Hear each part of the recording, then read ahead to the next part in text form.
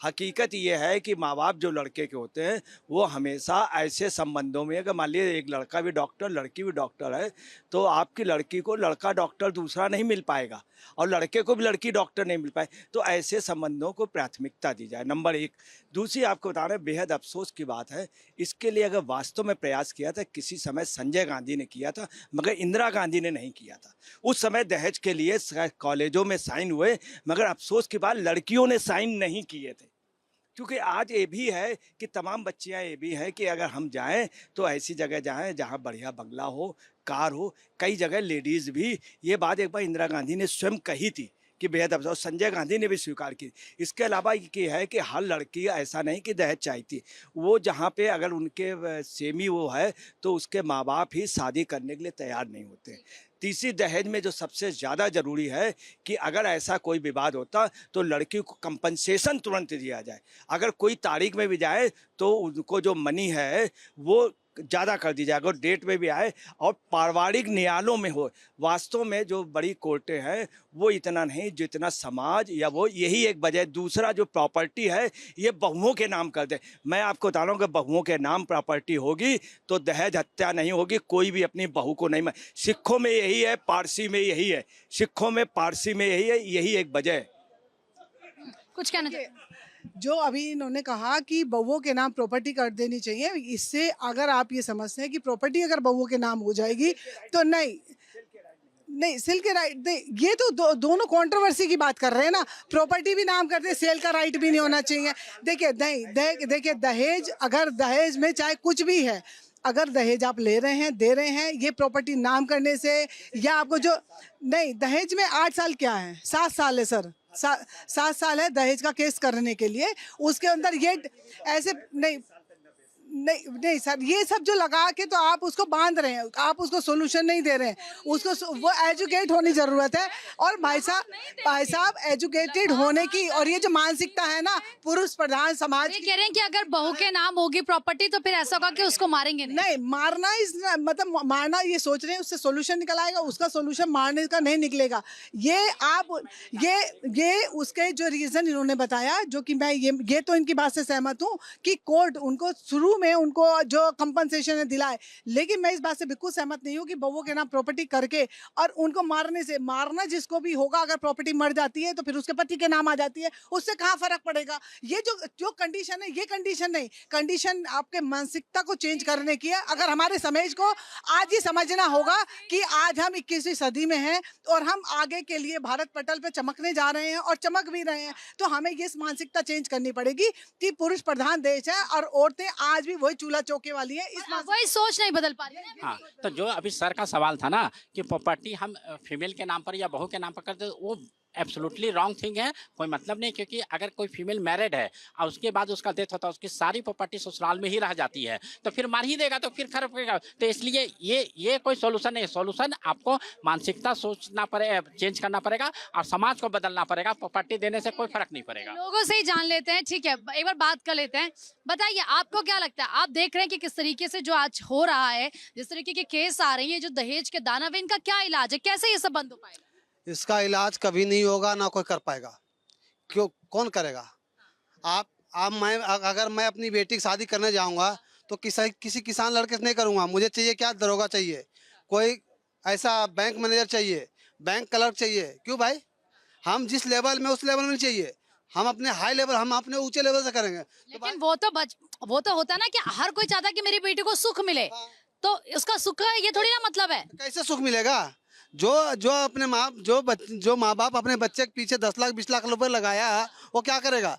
और लड़की के नहीं तो बेटियों को नहीं पढ़ाया जाता, मतलब सिर्फ बेटे को पढ़ाया जाता है, बेटियों को नहीं पढ़ाया मैं क्या कर रहा हूँ, बेटियों को पढ़ाया जाता है, लेकिन बेटी के बाप खुद जाते हैं। अगर मेरे लड़के हैं, मेरा लड़का मान लो इंजीनियर हो गया, डॉक्टर हो गया, अब मुझे पता है कि अभी 2 साल शादी नहीं कर, लड़की वाला कहेंगे आप एडवांस मेरे 25 लाख रुपए ले लीजिए, 2 साल के बाद शादी करना। इसको कौन खत्म करेगा? समाज के ही लोग खत्म करेंगे ना। आपकी हमारी बेटी है या हम किसी लड़के को कर रहे हैं तो आपस में एक दोनों को मिल करके करना पड़ेगा ना। लेकिन हम तो यहाँ खुद वो उसको प्रपोज कर रहे हैं। तो यही तो कह रहे हैं कि चाहे कोई दहेज ले रहा हो या कोई दे रहा हो, वो गलत है, जी नहीं होना चाहिए। जी बिल्कुल बिल्कुल गलत है। और ये जो भाई साहब लॉजिक दे रहे हैं कौन सा लड़की का बाप नहीं चाहेगा कि जो जिसके हम शादी कर रहे हैं वो लड़का सुसज्जित हो, पढ़ा लिखा हो, 4 पैसे कमाता हो, जो हमारी बेटी को तकलीफ ना दे। जी, अब इसका क्राइटेरिया यह नहीं है, इसका क्राइटेरिया यह है कि हमारे संस्कार क्या है, हमारे खान पीन क्या है, हमारे पारिवारिक रिश्ते क्या है। इसी हिसाब का रिश्ता आगे ढूंढना चाहिए कि वो भी संस्कारी हों, वो भी शाकाहारी हों, वो भी भगवान की पूजा करते हैं या अल्लाह की पूजा करते हैं, कैसे करते हैं, वो भी उस संस्कार से मिलते जुलते हों, ताकि हमारी लड़की जाए जो जो संस्कार जो माहौल हमने यहाँ दिया है वही माहौल सामने भी मैच कर रहा हो। ऐसी जगह पे विवाह करेंगे तब जाके जो है समन्वय शादी तो ऐसी जगह पे कर रहे थे ना, वो हिंदू थे सब, उसमें ऐसा कुछ नहीं है, लेकिन फिर भी तो ऐसा हो रहा है। संस्कार की कमी रही ना।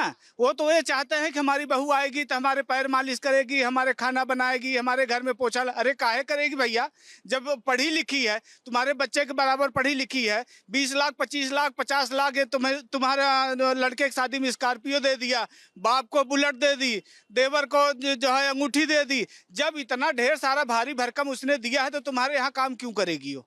जी, पढ़ी लिखी है वो, आप तो वो संस्कार छोड़ दीजिए। आप ये देखिए कि हमारे बच्चे सुखी रहें, बेटा बेटी अच्छे से जॉब करें, 2 पैसे की कमाई हो और घर में सुख समृद्धि हो, और किसी से जो सर्विस लेने की अपेक्षा है ना, अगर ये बंद हो जाए, अगर सर्विस लेने की अपेक्षा बंद हो जाए तो शायद है कि दहेज में भी कमी आएगी और ये दहेज हत्या में भी कमी आएगी। मतलब क्या सोच के लोग शादी करते हैं, और अगर सामने से कहा जाता है कि अपनी बेटी को तो आप दोगे ना, हम आपसे कुछ नहीं मांग रहे, अपनी बेटी को तो दोगे, इसका क्या मतलब है? क्या पता नहीं चलता कि सामने वाले की नियत क्या है?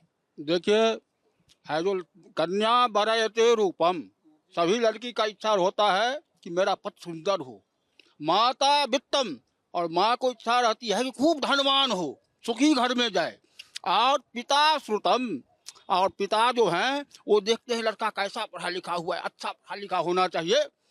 लेकिन आजकल ये जो है दहेज का प्रथा तो हमारे हिसाब से खत्म हो गया है, क्योंकि लड़की भी पढ़ी लिखी हुई रहती है। कहाँ खत्म हुआ है? मार रहे हैं, 3 केसेस सामने आ गए हैं। देखिए, मार रहे हैं तो लड़की का भी दोष है उसमें कुछ।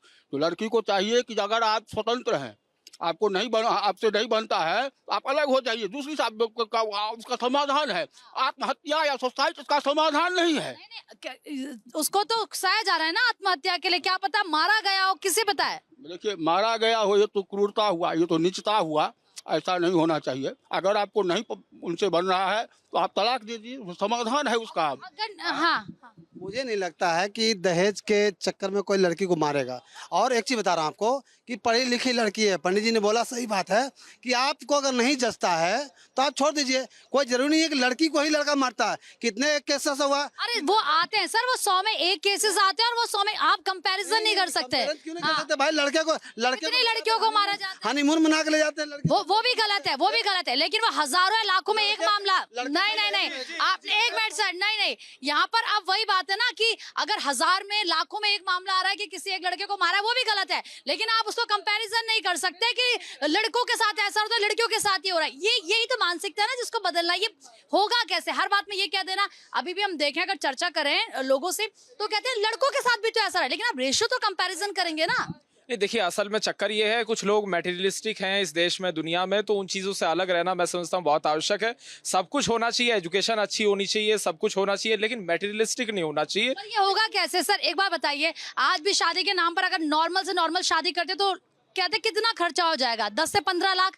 क्या होता है ये 10 से 15 लाख? मतलब समझ रखा है लोगों ने, सोना देना है, ये देना है, घर का सामान। क्यों ये माइंडसेट है? तो ये कैसे चेंज होगा? नहीं, अब चक्कर ये है, ये हो भी भारत में रहा है, किसी अन्य राष्ट्र में हो तो एक अलग चीज़ है। जहाँ हरिद्वार हैं, ऋषिकेश हैं, जहाँ आध्यात्मिक गुरु हैं, संत हैं, महंत हैं, शांति की बात की जाती है, बावजूद इसके इस प्रकार की जो घटनाएं हो रही हैं, तो मैं समझता हूँ बहुत ही दुखद है। हमें अपने धर्म से जुड़ना चाहिए। नंबर 1 तो अपने रिलीजन से अगर हम जुड़ते हैं, संतों की महंतों की एक तरीके से सुनते हैं, तो मैं समझता हूँ इस प्रकार की घटनाएं एक तरीके से कम होंगी और ये सामाजिक चिंतन का विषय है। नंबर 2। नंबर 3, जहाँ तक विषय एक तरीके से जो सोच है लोगों की, फॉर्च्यूनर और ये स्कॉर्पियो और ये लैंड क्रूजर, इसके आधार पे शादी ये किसने आखिर बताया?